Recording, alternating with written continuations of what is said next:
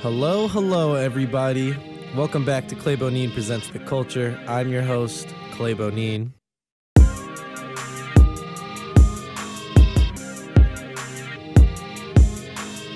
And today, I have a very special guest in the building. My good friend and local musical artist, Noah Kenaley. Noah Kenaley, I'm in the alley. How are you doing today?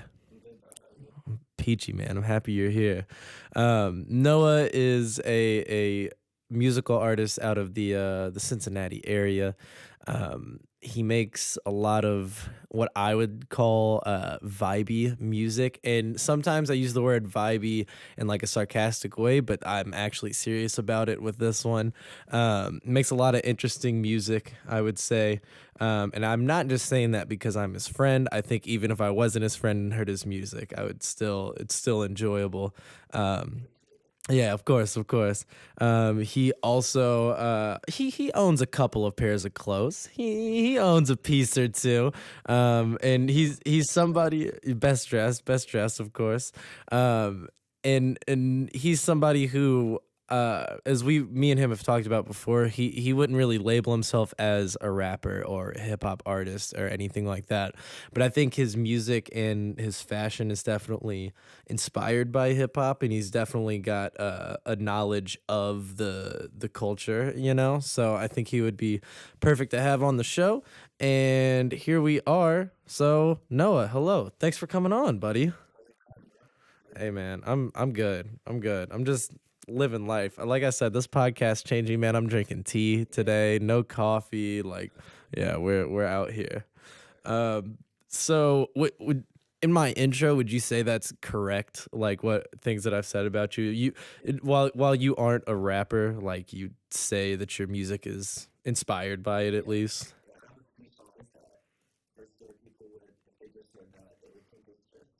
Yeah.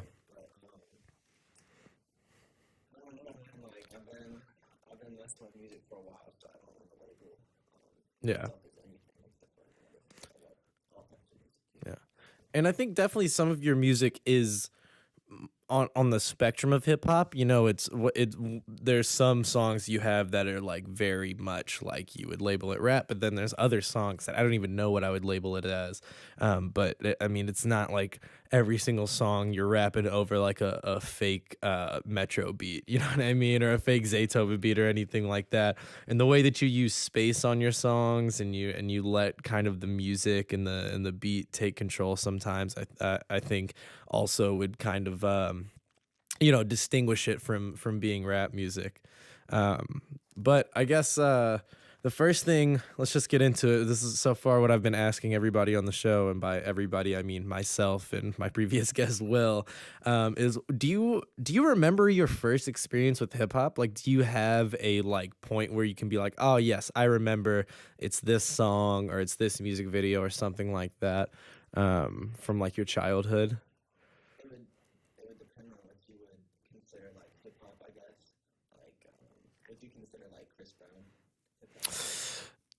I think uh, I guess like technically he's R&B, but he definitely has made like rap songs, you know what I mean? So let's for all intents and purposes, let's count Chris Brown in this. Hmm.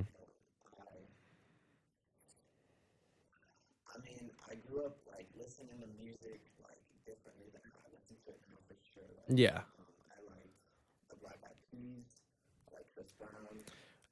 Black Eyed Peas are kind of hip hop, I think. Yeah. The earlier stuff at least, yeah. Yeah. How old are you when this stuff is first getting to your life?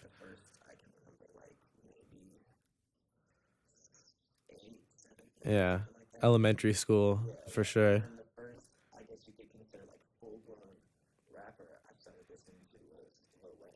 Yeah. Hmm.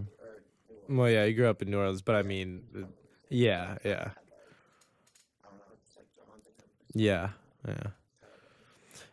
Lil Wayne's definitely also if y'all were paying attention at home in the first episode of the podcast, the first song I can like remember, like that I can comprehend remembering is Lil Wayne's Go DJ.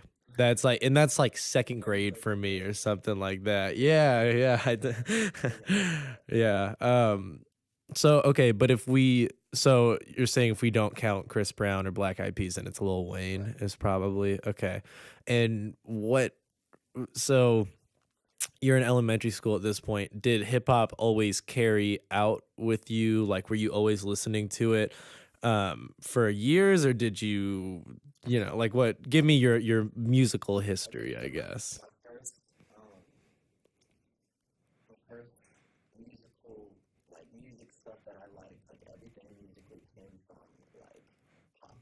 Mm-hmm.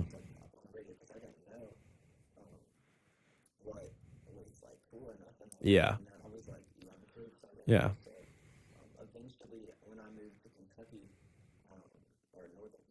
Yeah. How old were you when you moved to Northern Kentucky? Okay. Gotcha. Gotcha.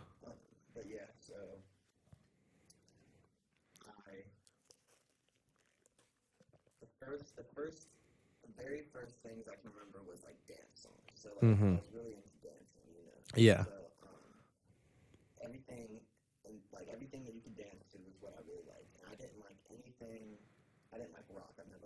Mm-hmm.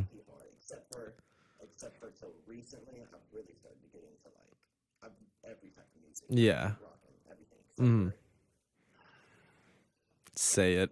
Say it. Yep. Yep. Let's go there. Let's go there. Yeah. Yeah. Absolutely. Yeah. No, my disclaimer for country is I like old 70s country with like David Allan Coe, Waylon Jennings, like cowboy shit though. Like it's like cowboy music. I couldn't name a fucking single Toby Keith song. Closest I got, I ironically like the song well, I got a little dirt on my boots. I don't even know who sings it. I just yeah, all right. Anyway, so anywho. This is a podcast about hip hop, and we really brought up well, I brought up Toby Keith, I guess. um, so you're listening to a lot of dance music because yeah, and I don't know if I want to say you were a dancer because I mean you obviously can still dance. You haven't like forgot how to dance, but that was like your thing for a while, right?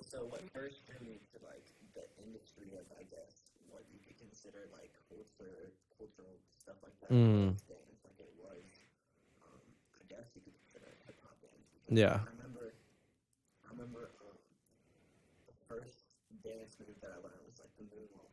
Yeah.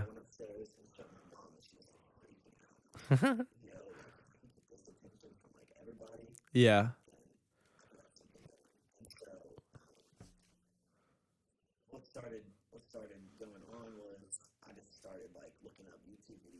Hmm.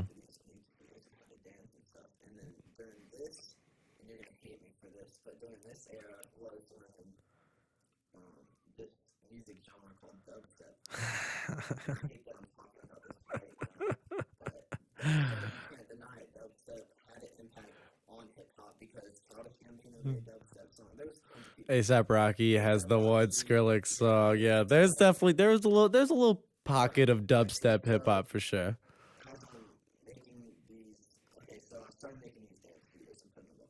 Hmm. Yeah. Yeah. And you're probably 13, 14-ish around this range, or are you even younger when you're putting these videos up? 12, okay. Okay. Yeah.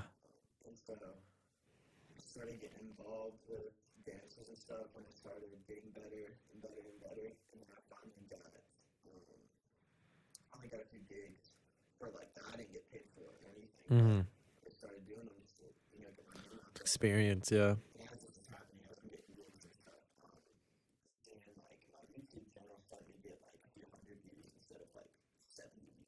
Yeah. And so drivers started picking up too.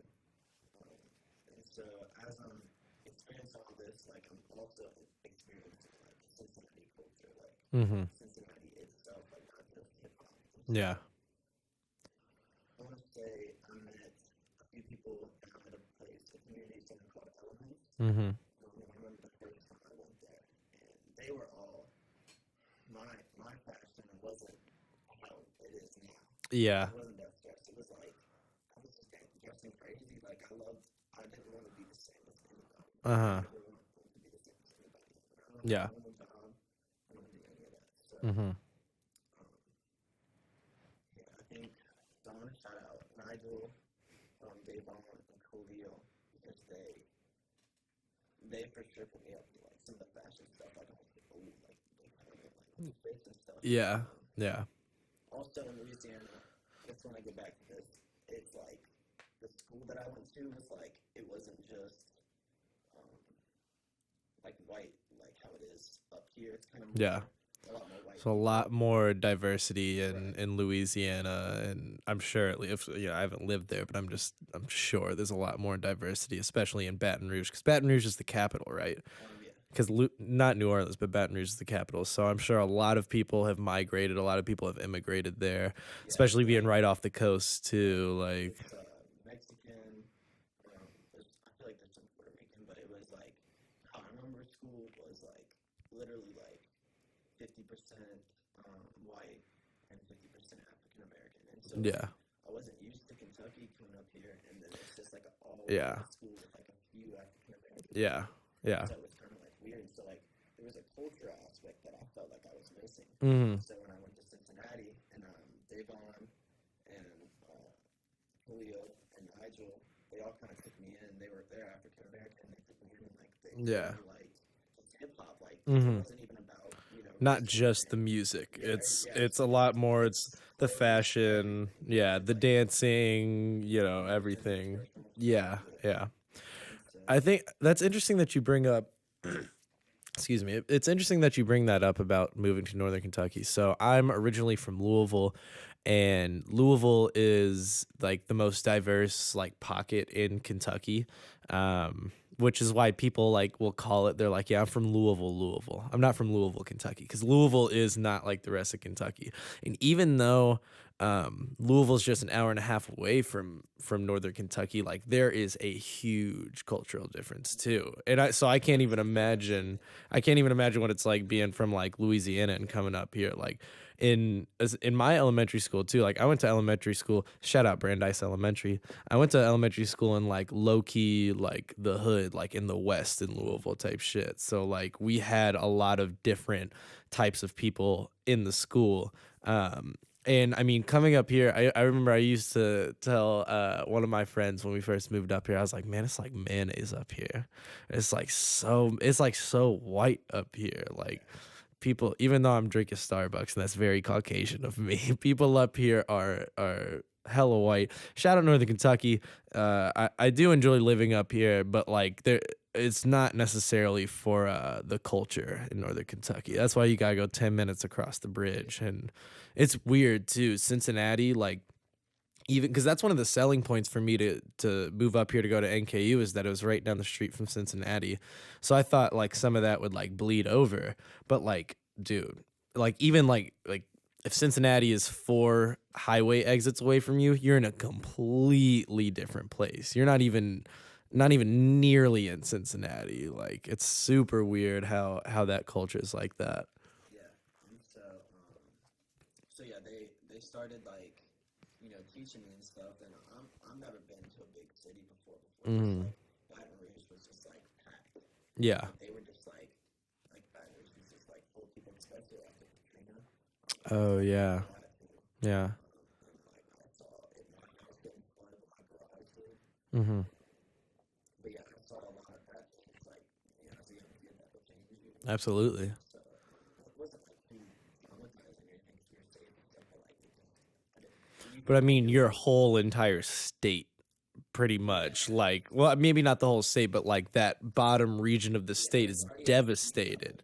Louisiana's Yeah. at sea level, so you dig in the ground like 4 feet, and water And there's water. Yo, that's really So yeah, crazy. y'all be having uh, snowball fights and stuff. We be having like mud fights, big flats of just mud. That is some Louisiana ass shit if I've ever heard it. Y'all just got done eating crawfish and you go and have a mud fight. Don't even talk about my Oh shit. food. So okay, we got sidetracked. So you started dancing. You went down to Elements. You met these people and started dancing, and then so they're the ones who are instilling hip hop in your life at this point, right? Yeah. And so I kind of, after that, I kind of took it upon myself to engage more and stuff. And so I started learning like all these things like as fast as I could. Mm-hmm. And they start seeing it too. Like, oh my gosh, like it's just like this one like white kid Yeah. coming through like actually knows what he's talking about and actually knows what he's like doing. Mm-hmm. And so they like respected me. Like everybody knew who I was over there. And they respected me for that. Yeah. And also at that point, like I said, my videos were starting to get up there a little bit. And so I got to talk about this one video. So this one video, when I was like 12 or 13 or something Mm-hmm. like that. So my now friend, Julius, who's my e-friends, I had battled him before like that video. Like it was a dance battle. So I had Yeah. battled him before that video like at least once. Like it Uh-huh. wasn't like a normal one. So someone ended up taking that video. The video got uploaded. Yeah, there's a video of Noah dancing this guy. He's in like all silver, Yeah. right? Or something. He's in all silver and it's like in the middle of like a mall or something. And you can just tell that somebody just like walked up on it and started taking this video. It's Newport. Newport. Oh yeah, yeah. On the levee, at the levee, whatever it is, yeah. But yeah, and so I didn't even know him actually when that video was taken. I didn't know him at all. So you just as he's doing his like performance thing and he's dancing, you just walked up and then started engaging with him and started dancing. Like if you're a street performer, you gotta be ready to take a battle. Like Yeah, it's true. it's a part, like it's a like culture. It's a part of their Yeah, culture. Like you yeah. didn't and stuff. You also look like a punk if somebody comes up and battles you and you're like, no, I can't do it. Like you would just look like a punk. That's exactly what it is. Yeah. And so that happened. The video got uploaded. Like it didn't blow up Mm-hmm. until like a year after it got uploaded. I remember that was the first video though. I had another video that was about to hit 1,000. Mm-hmm. That video came out of nowhere and hit 1,000. Yeah. So all this stuff started happening. Like after a year after that video got on. So I got a few shows that hit me up, like shows that are on TV, and I'm like, I'm just Oh, like, to like use your video and like in a segment. Oh, really? like I don't, I didn't do it because it just didn't end up working out. But there's one show. I'm not gonna say any names. Yeah, yeah. In the future, but yeah, there was like a few shows and Ashton Kutcher. That was one thing that got a lot of people. Ashton Kutcher Oh, yeah. shared it on his Facebook, and he's like, man, I wish I could do this. And I'm like, I got like 25 texts within like a few minutes. Yeah. Like, it's like, what's happening? So how many views does this video have now? Do you know? It got I remember millions of views like a week. that's what I was gonna say. It has like a few million, right? Well, when we went to go get your tattoo that one day, and we were talking to the guys afterwards, and you brought up that video, that one dude was like, "No shit, you're the kid." You're like, "Yeah." Like they that's it's so weird. I've had I think I'm making like random stuff too, like everything. I tell yeah all the internet, yeah. random videos, random little tiny things. So okay, so you originally start off as somebody who's into dance, and you get into hip hop through Elements downtown and whatnot. And then what made you want to start making music? Is there certain artists or any? So, like I said, the dubstep era was like where I would say the divide came in with accidentally wanting to be a musical like artist. Mm-hmm. This is getting into like 2014 maybe. Mm-hmm. I actually have been making music like for a long time, but I didn't start putting it out until like I'm making like music for like a year and a half or 2 years now. Yeah, I'm trying to think. When did we meet at our former place of employment that I'm not gonna name? Yeah. um, It's been like a year or two. had to be. Well, I haven't worked there. I think it's been 2 years, just about. And I feel like, were you just now putting music out? You were That was just when I was starting. getting serious about music. Okay, I okay. was when I first started putting music out. It was like it was so cringy. It was so cringy. Like You probably deleted all that shit, haven't I you? think I deleted like I need to go and delete like everything like 3 times. I love I know you follow me on Instagram and I love deleting stuff. Like Yeah, you I fucking do. love Yeah, deleting you stuff. delete it all the I time. know it's because like some people will screenshot that, sometimes, and then No, they have that, and nobody else will have that, and that's like it just creates like rareness. I feel like that's true. more rarity of content. That's a good point. Just like Yeah, anything, like I do that with like videos and stuff. I don't yeah, delete YouTube videos, even though I have some that I want to delete. yeah. So it's just Like dance videos and stuff. Yeah, yeah. Okay, so then you start getting serious about making music, and we meet, and just on a random Saturday morning shift, we're on some like, because I like did this, I like filmed and whatnot. You're like, what are you doing later? Like, nothing. I get off at 4. You want to make a music video? I'm like, all right, sure, cool, whatever. I don't. And at this point, I'm not gonna lie. At this point, whenever you first followed me on Instagram, I was like, "Oh, we gotta fucking one of these kids." He's like, he's no, no disrespect or anything, but I just like, but I wasn't as like who I am now. yeah, no, no, no. Like That's I true. came here every I day. just remember it's like a picture of you and Jackson or something, and you have like an Arizona tee in it, and just like you're wearing, I forget what you're wearing, but I was just like, oh my God, he's one of these kids. Turns out you're a lot cooler than Yeah, most of the so like people who maybe would fall into like the category of, and I hate using this term, and I know that you hate it too, but like a SoundCloud rapper kid, you know what I mean? Like, which you're not, but that's definitely was like just like was my first impression of you.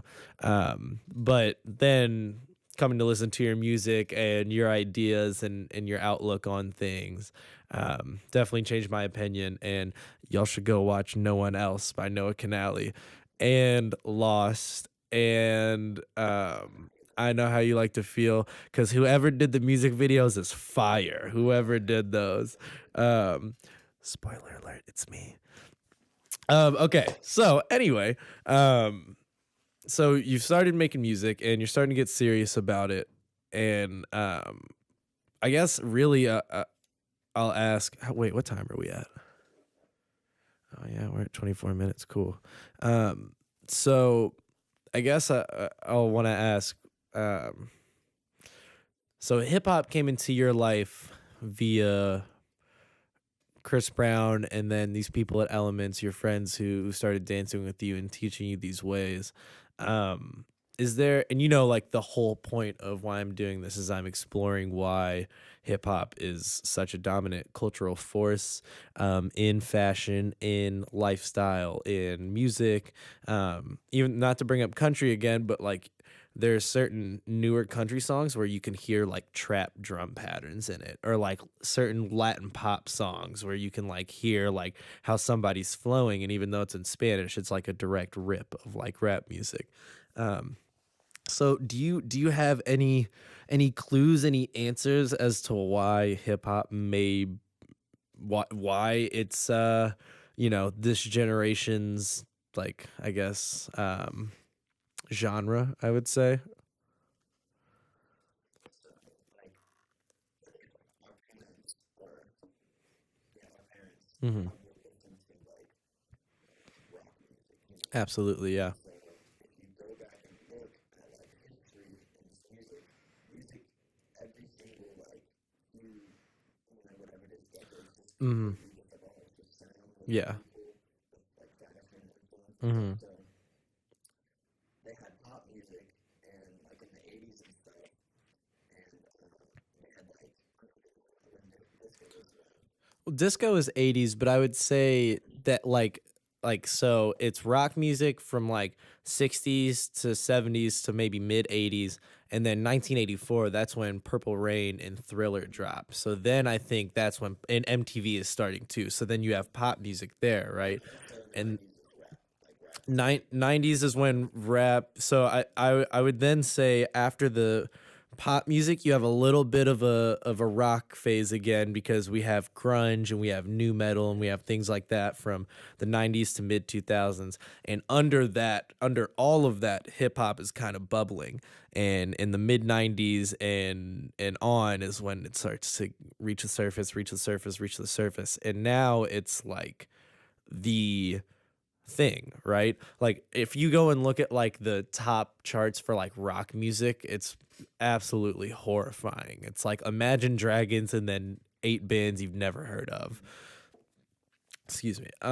And so I don't know. I mean, like, so that's our music, right? Like our parents had rock music, we have rap music, but why is it rap music for us? So I feel like when rock was coming up, I feel like their parents were like, "You're listening to that rock music," Mm-hmm. stuff like that. And so, Yeah. not to say that that added to anything people are gonna listen to what they feel like Yeah. listening to, but that was also what was like, I guess you can consider their like rebellious type music or Mm-hmm. their underground music. It gave them. It wasn't on the radio all the time, so Mm-hmm. like it gave them that new style of music that I feel like that allowed them to express themselves because it was so expressive and it was so emotional. Actually, like Yeah. pop came out. Pop is obviously the most popular music that's Yeah. being played, and so when you have these elements of rock coming out with the pop, it just evolves, and then the rock becomes like the main underground Mm-hmm. thing like that. And so Yeah. I feel like with rap and hip hop, I guess you could say, I feel like it's always had that undertone, and so now it's being put in the light, like Yeah. it's actually being played on the radio, which is crazy to me Yeah. because it wasn't happening when we were younger, or it was, but it was a different Z- type of rap. Yes, It was exactly, more intense. exactly. It wasn't Yeah, as, I guess, absolutely. slower. It was more If you had played me like Mo Bamba, like 12 years ago, I've been like, at one point, this is gonna be the song, and it's gonna be on every radio station. I'd be like, that's that has to be taken ridiculous. seriously. Yeah, That has to be taken yeah. So basically, what you're hypothesizing here is that as rock music was our parents' rebellious music, their way to stick it to their parents or the next or the last generation, and then pop music in the same way, and da da da da da. Rap music is our generation's kind of rebellious sort of expression. aggressive sides, rebellious sides, every type of side that people want to feel, Yeah. and it wasn't in the limelight for the longest time. So Hmm. things like being special and Yeah. music is something I feel like I think another thing about it too is that it's easier, for lack of a better term, to make rap music, right? Like you don't necessarily have to know how to play an instrument. Like if you want to start a rock band, you need somebody who can play drums and play guitar and play bass. Yeah. And nowadays, because of the internet, because of computers and all these technological advances, like all I gotta search is Playboy Cardi type beat and then DM dude and be like, yo, let me use this. you're not getting any respect for that. True, but I'm saying it's a It's lot. gonna be so hard when people figure out that that's what you typed in, and then they find out that you can't do that. When they comment a link on the YouTube video and he's like, he stole this fucking fake ass Playboy Cardi beat. Like, Exactly. but what I'm saying though is that it's easier to make rap music, like fit to physically make rap music. I mean, you can make shitty rap music, but like you can, it's a lot easier because you just need GarageBand and a microphone or something. And I think that is, it's becoming a lot. What's the word I'm looking for? For people to express themselves, that seems to be the best motive, in a way, other than clothes and whatnot. But like it's I don't know, like it's our rebellion. It's our like, because although shout out to my mom, but sometimes she'll say that she likes certain rap music. Like one time she told me she likes Future, and I was like, "Oh, that's great. That's great." And in my mind I was like, "Mom, if you understood what Future was saying, you would not like him." My mom doesn't understand anything Yeah. about rap. right, They're saying no. right. So the fact that they don't understand it, I think, makes people of our generation like it more. You know what I mean?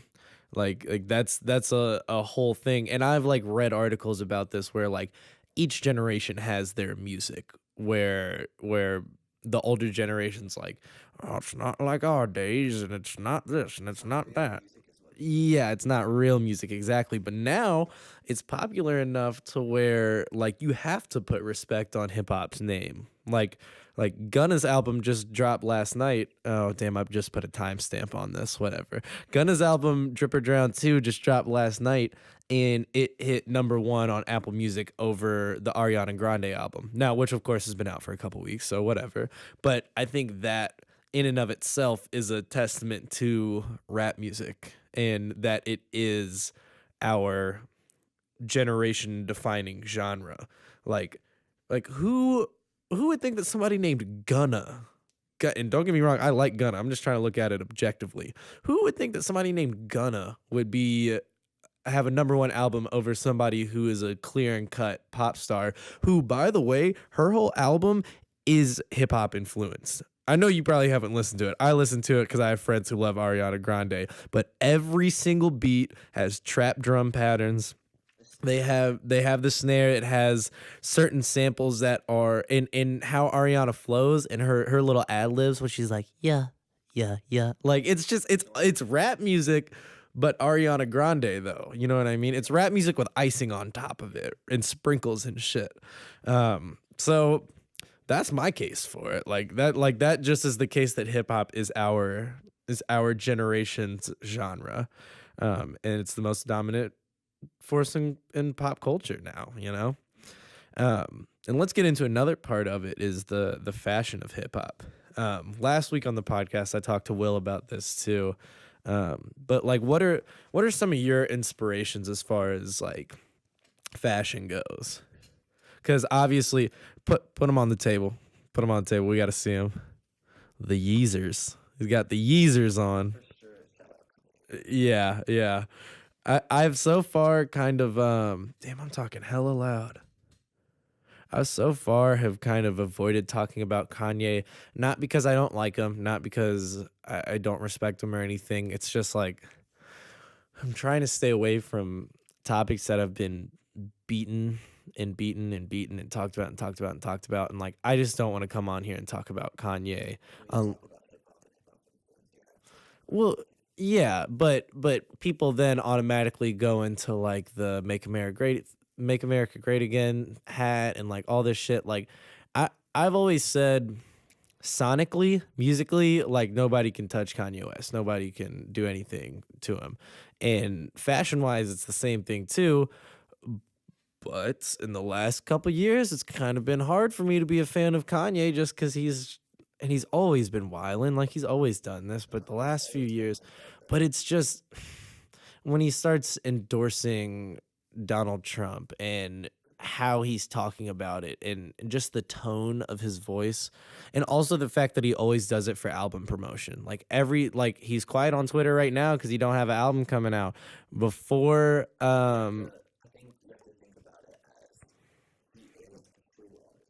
I believe that Kanye West is, like you said, one of our generation's greatest musicians. mhm, Now, I don't like talk about political stuff at all, yeah. but you have to let an artist be an artist. So without him doing the things that he did before, without him getting on the stage, interrupting Taylor Swift, people hated that too. People are gonna hate. People are gonna hate no matter what. If you're not getting hate, I've said this a lot. If you're not getting hate, you're doing something wrong. Yeah, but I think it's different when he gets on stage and interrupts Taylor Swift than when he is supporting somebody who has so many bad things about their reputation and how Donald Trump has, put himself on this podium. That's my only thing about it is like is it's just it's hard to support Kanye when he is supporting somebody that and he's like unbridled and blindly supporting him. Like it's just hard for me to That's do that. opinionated. True, yeah, no, That's all it's all opinionated. opinion. It's all opinion, that's for sure. Don't get too wrapped up about anything. You Yeah. have to like, if I limit anyone or anything because of a certain circumstance, then I'm not enjoying what cool experience could be. So if you limit an artist because of what they do, and their music can be the best music ever put out.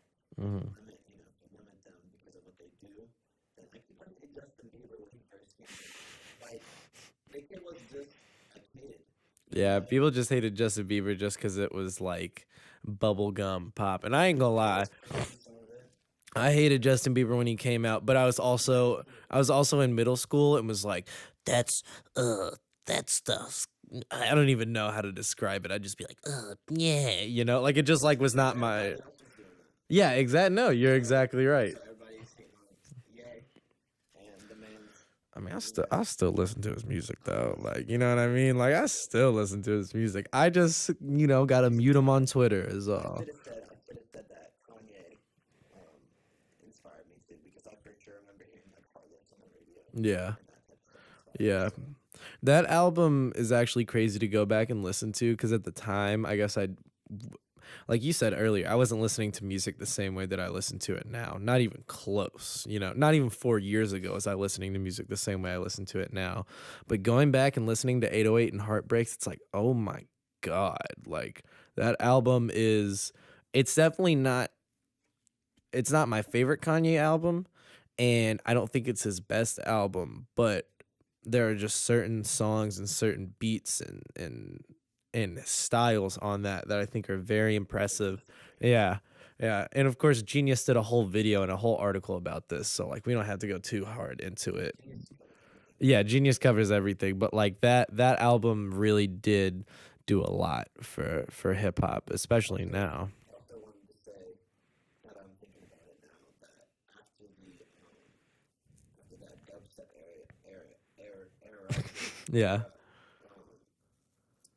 I feel like skipped where I transitioned, I guess, into more hip hop Hmm. was through future bass. I don't know if you heard what future bass is, but it's a lot of like funky stuff that comes from not trap like rap, but like trap music. Like Yeah. That's house. Oh, that's yeah, excuse me. That's house. That's house, yeah. But future bass, I like my vibe. My vibe is like futuristic stuff, like Hmm. all that stuff. Just A lot of sense for sure. Yeah. I haven't used all of it, but Yeah. But you do like to use filters on your voice and your music though. be like totally against it. But Yeah. like Well, you sent me a track a week or two ago that like it didn't even sound like you. Like I knew that it was obviously you, but like you put some filter on it where like I love deep voice too, like deep yeah. stuff, like a lot because it's Mhm. the vibe about it. It just gives you like goosebumps. Mhm. Just like you know you can. Yeah. Yeah. So we're starting to get towards the sweet spot, towards the time. So let's before I just have two more things, two quick things, before we end this. Let's just talk about Playboy Cardi for a little bit. Last episode with Will, I talked about Young Thug. This episode with you, Noah, I want to talk about Cardi. Um, it's just fire, man. I just love Playboy Cardi. Like I was telling you earlier, like basically my history with Playboy Cardi was I heard Broke Boy and then I heard snippets for like 2 years straight and just like didn't know who the fuck this guy was. Yeah. And then obviously the album drops and then everything changes and like you can go back and find the history. And you put me on to some old Cardi that I like had no idea about. What's that one song? Speedy Gonzalez. That one's fire. That song's hot. Um Anything anything that people know about right now, I knew about. So I'm gonna say it right now. Same with Jackson. Yeah, shout out Jack. We haven't even talked about Jackson. Shout out Jackson. Best friend, Mm, one of the best producers, actually probably the best producer I know. yeah, And so yeah, yeah. So what is it about Cardi that does it for you? I think it's that again, it's that futuristic vibe and some of the stuff that just goes so hard. Like Mm, Dyson, his sound. I've been listening to him for. I used to say E for real, and sometimes I'll still say it on accent. yeah. It's ethereal, like that's how the word is pronounced. Mm-hmm. And so yeah, I've been working with him. Super. I don't work with a lot of people that I don't know, Mm-hmm. but like a real dude. Like he really is a real dude. Yeah. I have nothing but good things to say about his communication with me. He's not. He was with party, Mm-hmm. and like he's not like he doesn't act like a celebrity. Yeah. Yeah, for sure. Yeah. How do you speak with him through like Twitter or do you like email? Like what do you?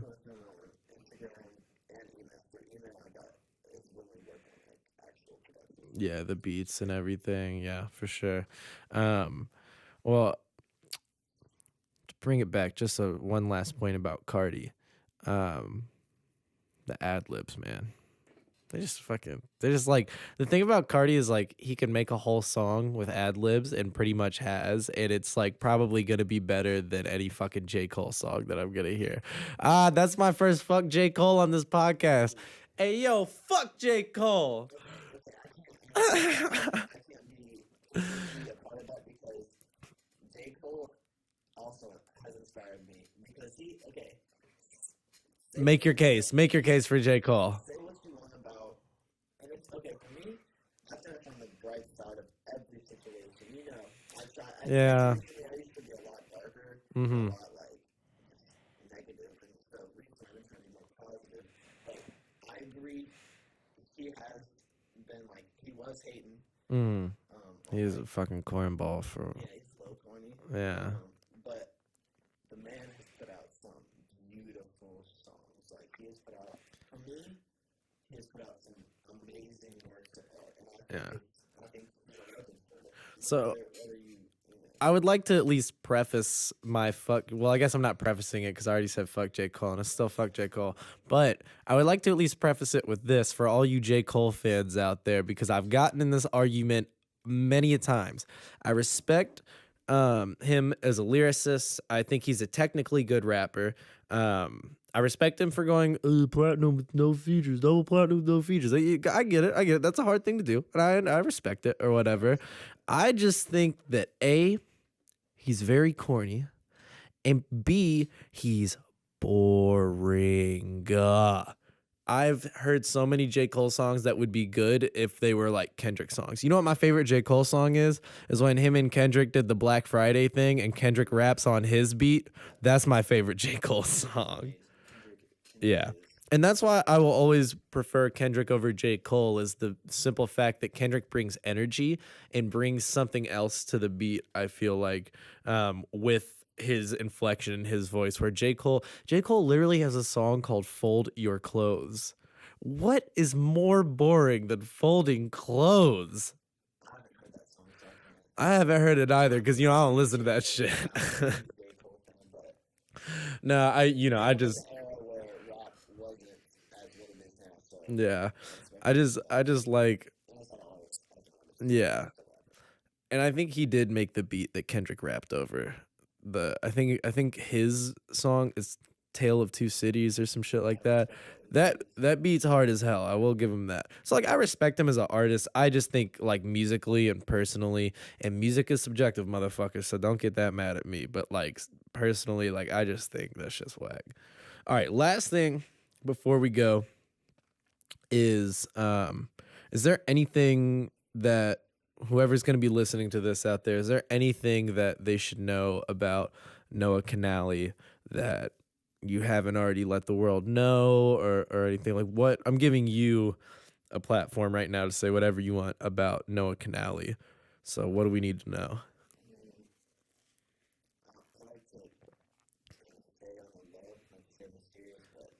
Yeah, honestly, I can't even believe you agreed to do this. Like, I really appreciate that, but go on.